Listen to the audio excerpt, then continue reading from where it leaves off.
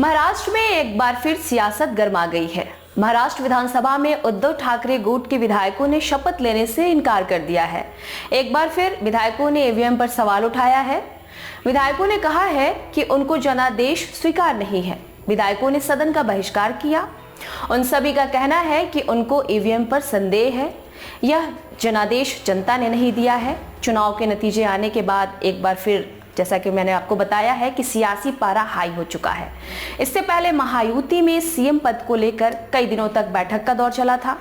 महाराष्ट्र विधानसभा का 3 दिवसीय विशेष सत्र भी शुरू हुआ है, जिसमें नवनिर्वाचित विधायकों को शपथ दिलाई जाएगी।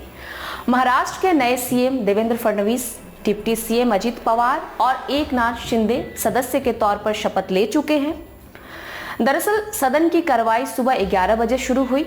सबसे पहले विधानसभा के प्रोटेम स्पीकर के तौर पर कालिदास कोलंबकर को चुना गया, जिन्होंने सीएम और डिप्टी सीएम को शपथ दिलाई।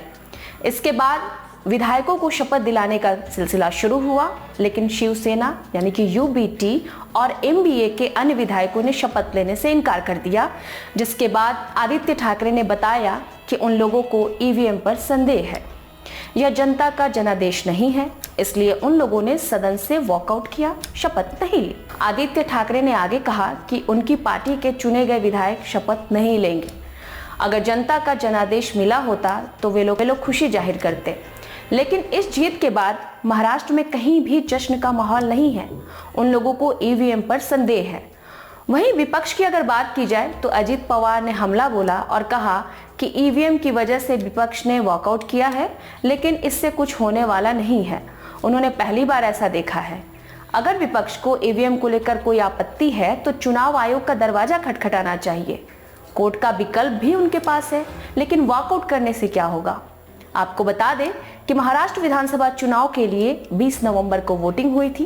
23 नवंबर को नतीजों का ऐलान किया गया था। 228 सीटों में महायुति को 230 पर जीत भी मिली है, जिसके बाद नई सरकार के सीएम के तौर पर देवेंद्र फडणवीस ने 5 दिसंबर को शपथ भी ली थी।